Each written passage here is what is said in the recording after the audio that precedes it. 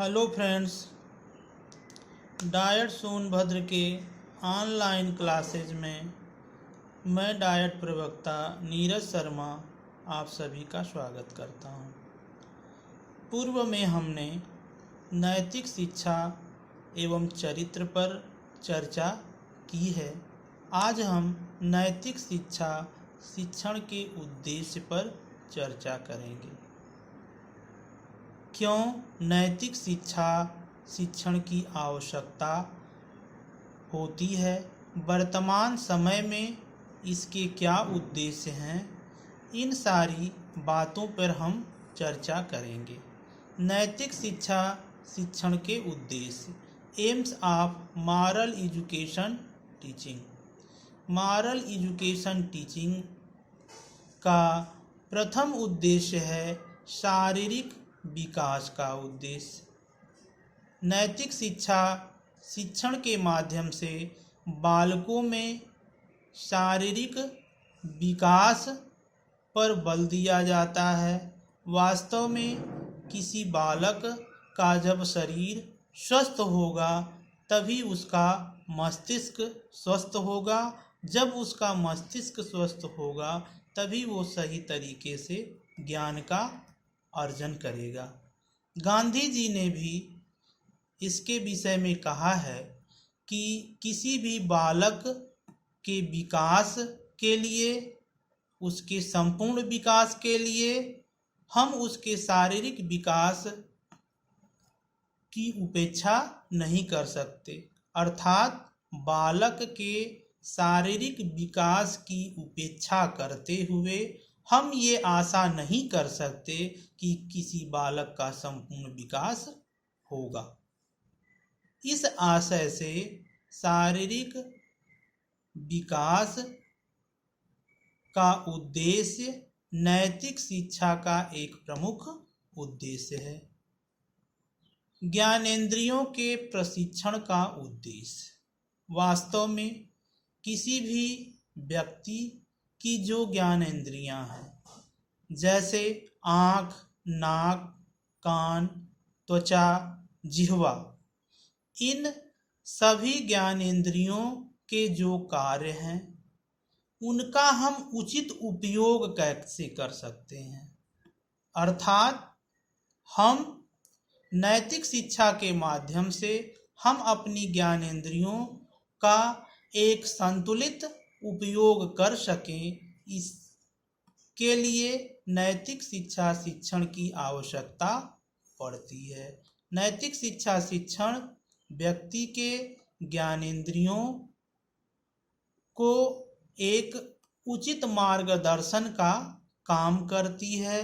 ये बताती है कि हमें अपने ज्ञानेंद्रियों का उचित प्रयोग कैसे करना चाहिए, किन चीज़ों से हमें बचना चाहिए।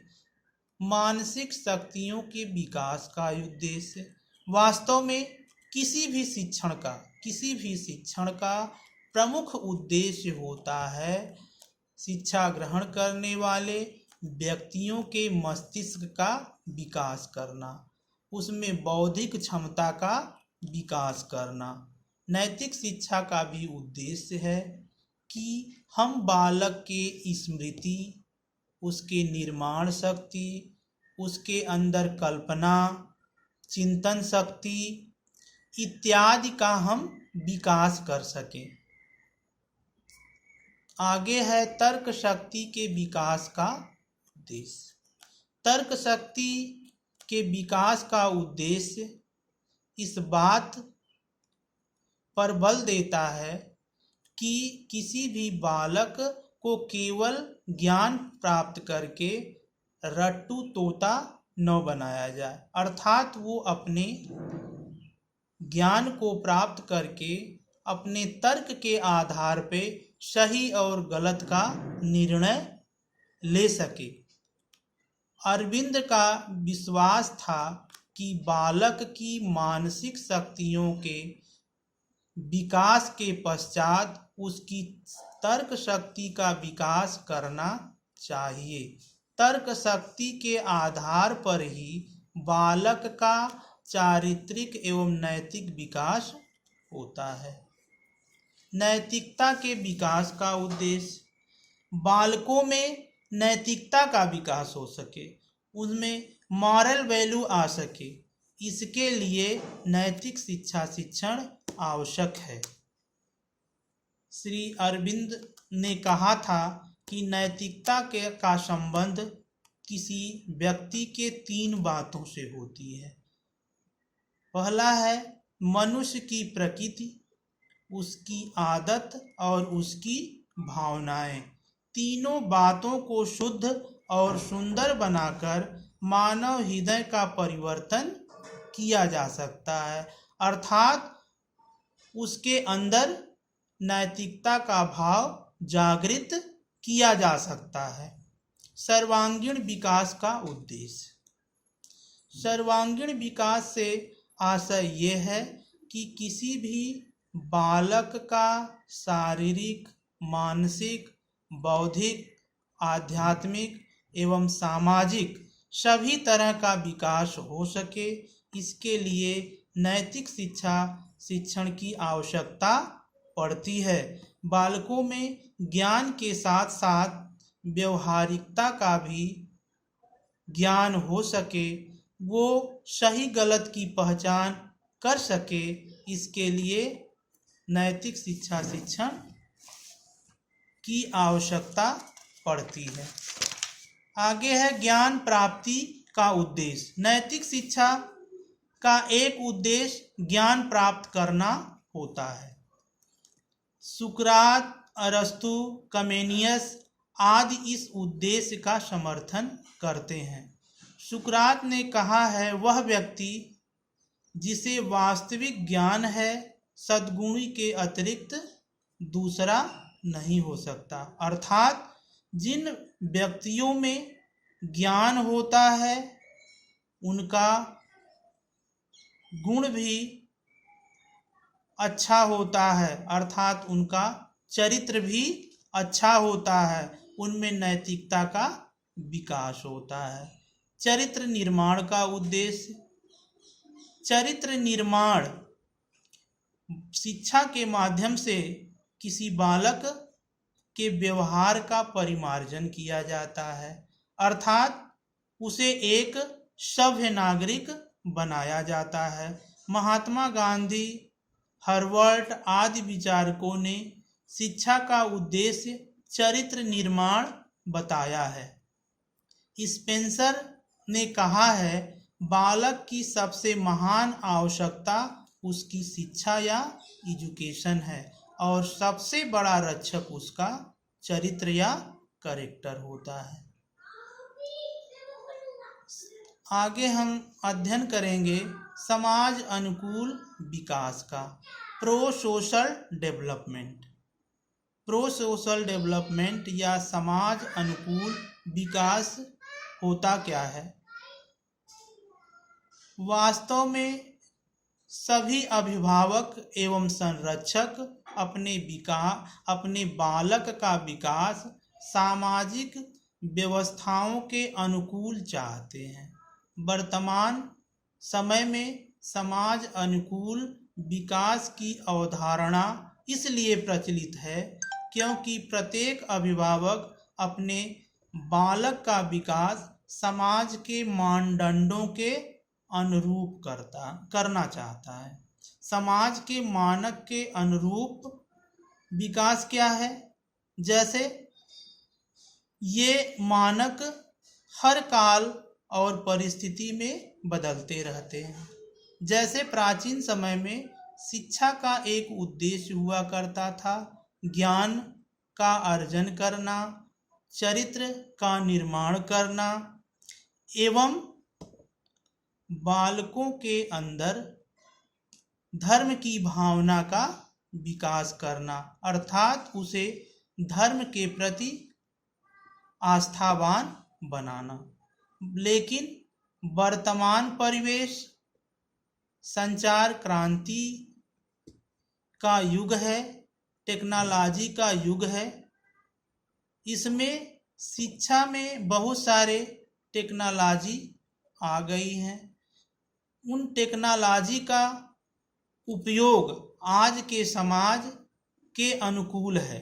जैसे यदि वर्तमान समय में शिक्षण में कंप्यूटर की जानकारी की आवश्यकता है और कोई बालक कंप्यूटर की जानकारी को नहीं रखता, तो हम ये कहेंगे कि उसके अंदर समाज अनुकूल विकास नहीं है।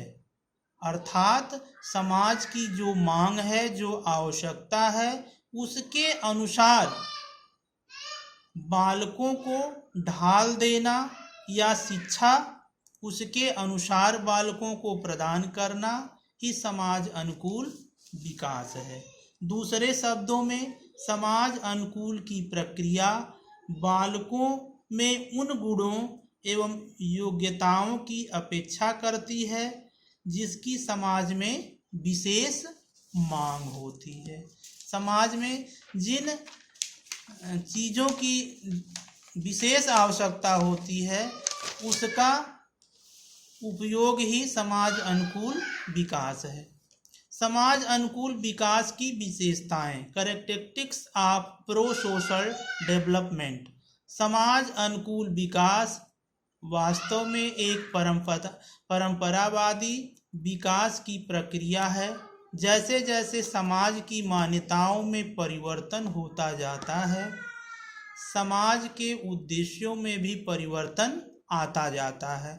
दूसरे शब्दों में विकास की प्रक्रिया को समाज से जोड़ दिया जाता है।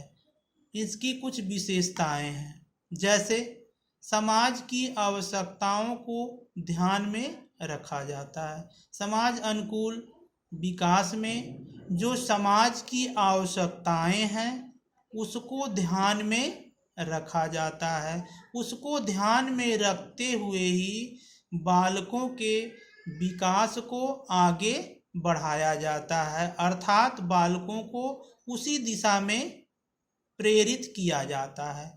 सामाजिक मान्यताओं के विकास की प्रक्रिया के रूप में स्वीकार किया जाता है। ऐसी प्रक्रिया जिसे समाज द्वारा मान्यता प्राप्त है, उन मान्यता प्राप्त विकास की प्रक्रिया द्वारा उसे आगे की ओर प्रेरित किया जाता है। परिवर्तन की प्रक्रिया के अनुरूप विकास की प्रक्रिया के रूप में स्वीकार किया जाता है। अर्थात समाज में जो नए परिवर्तन आते रहते हैं और उन परिवर्तनों के फलस्वरूप समाज में जो डेवलपमेंट होने वाले रहते हैं उसके अनुरूप ढाला जाता है। सामाजिक उद्देश्यों को प्राप्त करने की प्रक्रिया के रूप में स्वीकार किया जाता है।